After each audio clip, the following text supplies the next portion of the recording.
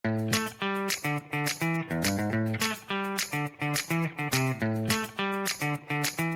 Friends, welcome back to my channel Ramya's world. నేను మీ రమ్యాని. అందరూ ఎలా ఉన్నారు? బాగున్నారా? ఏంటి చాలా రోజులు అయిపోయింది, వీడియో ఏం రావట్లేదు అని అనుకుంటున్నారా? ఈరోజు ఒక అద్భుతమైన ఇండియన్ స్నాక్స్ తోటి నేను మీ ముందరకు వచ్చేసాను. అదేంటో చూస్తుంటేనే అర్థమైపోతుంది కదా.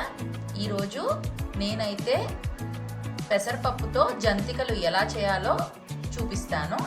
హోప్ ఈ వీడియో మీ అందరికీ నచ్చుతుందని అనుకుంటున్నాను. స్కిప్ చేయకుండా లాస్ట్ వరకు చూసేయండి.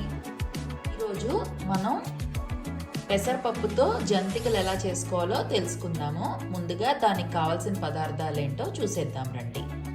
ఇది 2 కప్పుల బియ్యం పిండి, 1 కప్పు పెసరపప్పు, 2 చెంచాల వాము, 1 చెంచాడు కారం, ఇది 1/2 బటర్ క్యూబ్, అంటే కొలతలో అయితే కనుక 3 స్పూన్స్ ఆఫ్ బటర్,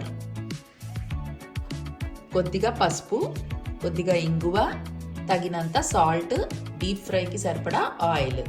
ఇప్పుడు దాన్ని ఎలా తయారు చేయాలో చూసేద్దాం పదండి. ముందుగా ఒక ప్యాన్ పెట్టేసుకుని అందులో పెసరపప్పుని డ్రై రోస్ట్ చేసుకోవాలి. ఇది 1 కప్పు పెసరపప్పు. ఇది మరీ కలర్ మారి దోరగా వేయించుకోక్కర్లేదు. జస్ట్ పెసరపప్పులోని పచ్చివాసన పోయే వరకు వేయించుకుంటే సరిపోతుంది. ఇది కొంచెం లైట్గా కలర్ వస్తూ ఉంటుంది, అప్పుడు ఒక రకమైన స్మెల్ వస్తుంది కదా, అప్పటిదాకా వేయించుకుందాం. జనరల్గా అందరూ శనగపప్పుతోటి చేసుకుంటారు, అంటే శనగపిండి బియ్యపిండితో కలిపిన మురుకులు అయితే చేసుకుంటారు. కానీ ఈ పెసరపప్పుతో చేసిన మురుకులు వాటికన్నా కూడా టేస్టీగా ఉంటాయి.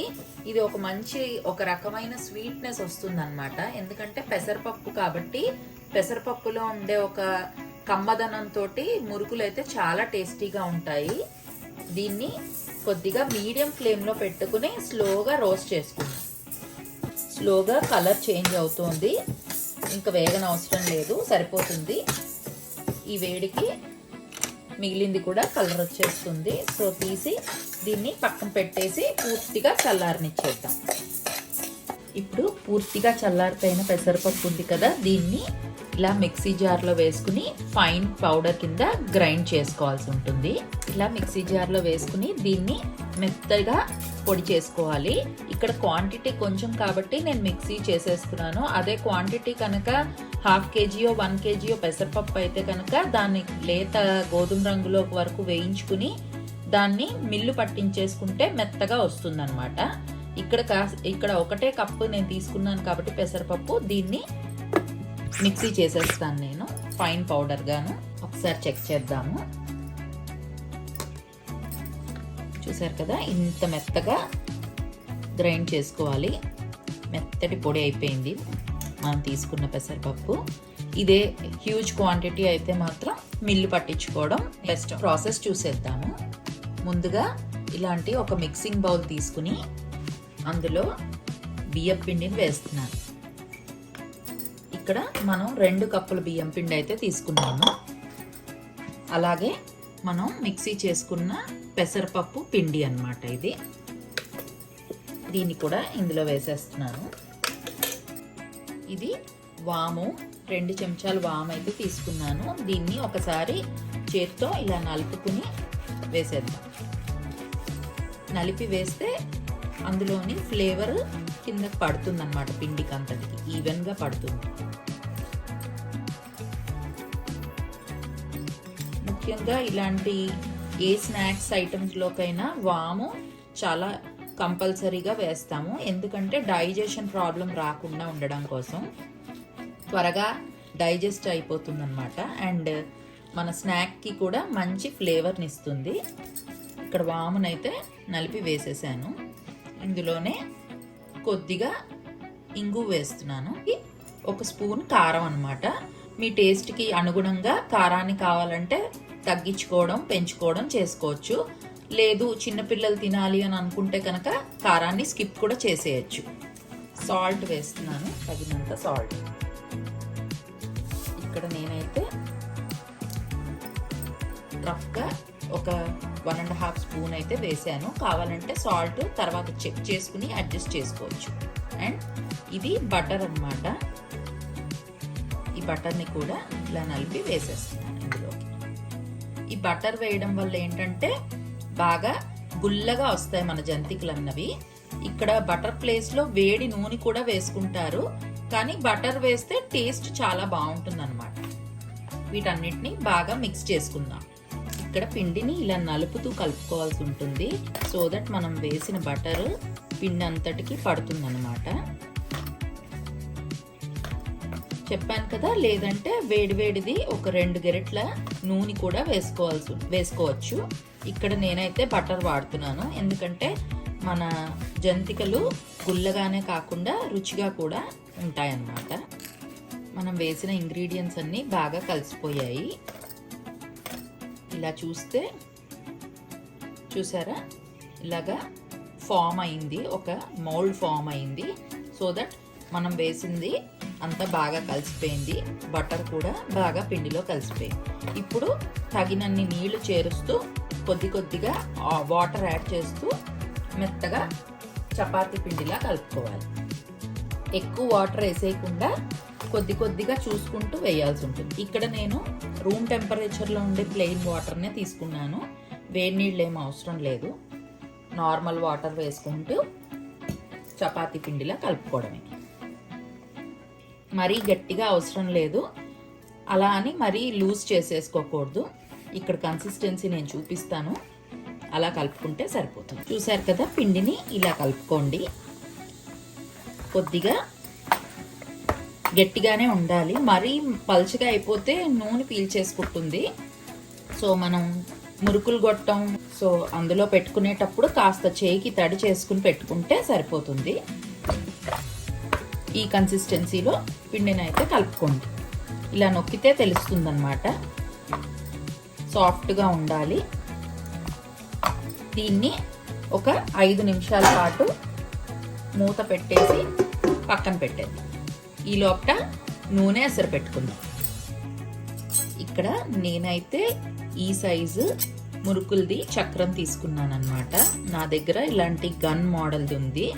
సో దీనికి కొద్దిగా ఆయిల్ రాసుకుని దీన్ని ఫిక్స్ చేస్తున్నాను అన్నమాట.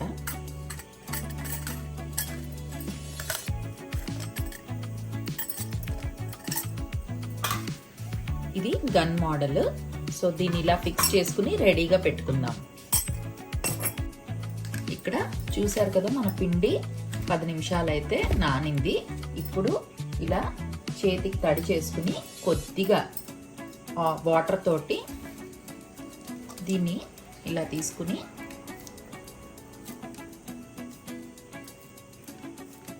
ఇలా పొడవుగా ఉండలా చేసుకుని మన జంతికలు గొట్టం ఉంది కదా, దీనికి లైట్గా ఆయిల్ రాసానన్నమాట. ఇందులో పెట్టి మరీ ఫిల్ చేసే అక్కర్లేదు, ఇలా కొద్దిగా గ్యాప్ ఇస్తే సరిపోతుంది. ఇప్పుడు దీన్ని ఇలా ఫిక్స్ చేయాలి. ఇక్కడ ఒక ఈజీ మెథడ్ చెప్తాను నేను. ఇలా పిండిని ఇందులో సర్దేసుకున్నాక ఇలాంటి ఒక బటర్ పేపర్ కానీ లేదా ఆయిల్ పేపర్ కానీ తీసుకుని దాని మీద ఒత్తుకుని దాన్ని తీసి ఆయిల్లో వేస్తే ఈజీ అవుతుంది అన్నమాట.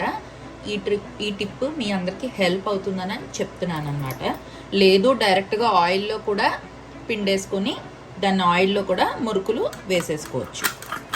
ఇదైతే చాలా ఈజీగా ఉంటుంది. చూస్తున్నారు కదా ఎంత ఈజీగా ఇక్కడ పెట్టేసాము. ఇలాగే ఒక వాయికి సరిపడా మురుకుల్ని పిండుకుని దీన్ని తీసి డైరెక్ట్గా ఆయిల్లో వేసేసుకుంటే సరిపోతుంది.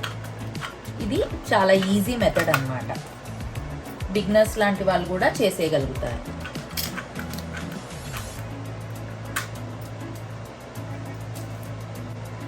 ఇలా ఒక బటర్ పేపర్ మీద మన జంతికలన్నీ రెడీ చేసుకున్నాక దీన్ని ఇప్పుడు డీప్ ఫ్రైకి ఆయిల్ పెట్టాం కదా, అది వేడెక్కిందో లేదో చూసుకుని అందులోకి మురుకులు వేసేద్దాం. డీప్ ఫ్రైకి ఆయిల్ అయితే పెట్టేసుకున్నాము, అదైతే వేడెక్కిపోయింది. ఇప్పుడు ఒక చిన్న మురుకు వేసి చెక్ చేద్దాము.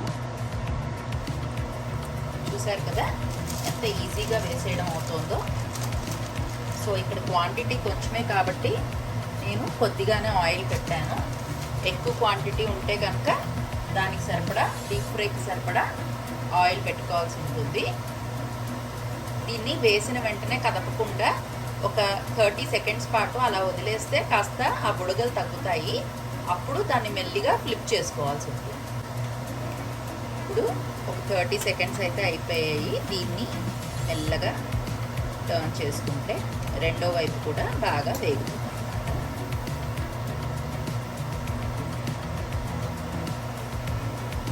చూసారు కదా, ఇప్పుడు రెండో వైపు బబుల్స్ అయితే వస్తున్నాయి.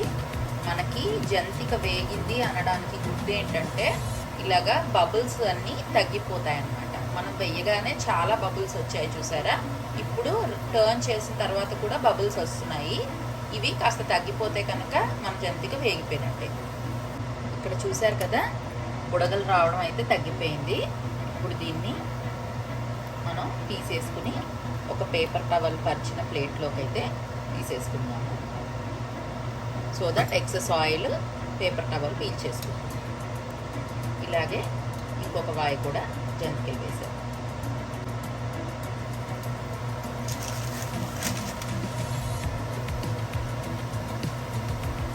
ఇది ఆయిల్లో వేసేటప్పుడు కొద్దిగా జాగ్రత్తగా చూసుకుని వేయాల్సి ఉంటుంది.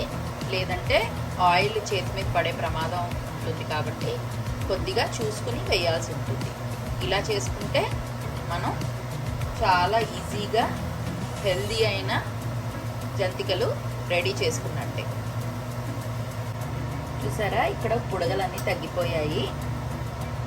ఒక్కసారి చెక్ చేసేసుకుని దీన్ని తీసేసుకోవాల్సి ఉంటుంది.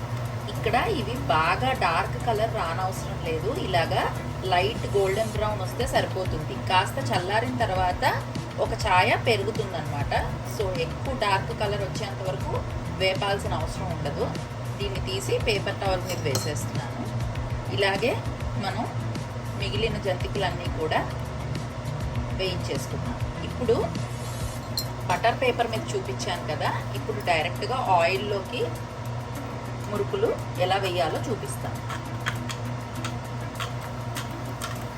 ఆయిల్లో వేసుకుంటే పెద్ద సైజు మురుకు ఒకటేసారి వేసేసుకోవాల్సి.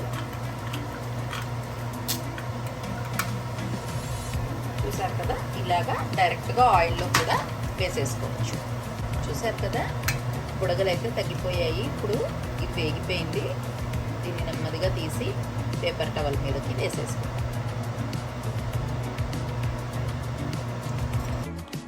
చూసారు కదా, ఎంతో క్రిస్పీగా ఉండే మన పెసరపప్పు జంతికలు అయితే రెడీ అయిపోయాయి. చూసారా, ఇవి ఎంత క్రిస్పీగా గుల్లగా ఉన్నాయో. సౌండ్ అయితే మీకు తెలుస్తున్నట్టుంది. వీటిని పూర్తిగా చల్లారిన తర్వాత ఒక ఎయిర్ టైట్ కంటైనర్లో పెట్టుకుని భద్రపరుచుకుంటే దాదాపుగా 15 రోజుల వరకు కూడా ఫ్రెష్గా ఉంటాయి. చూసారా, ఈరోజు వీడియోలోని పెసరపప్పుతో మనం జంతికలు ఎలా చేసుకోవాలో చూపించాను. హోప్ ఈ వీడియో మీ అందరికీ నచ్చిందని అనుకుంటున్నాను. నచ్చితే కనుక నా ఛానల్ని సబ్స్క్రైబ్ చేయండి, వీడియోని లైక్ చేసి మీ ఫ్రెండ్స్ అండ్ ఫ్యామిలీతో షేర్ చేయండి. మరోసారి మరో వీడియోలో మళ్ళీ కలుద్దాం. అందాక this is Ramya signing off. Bye.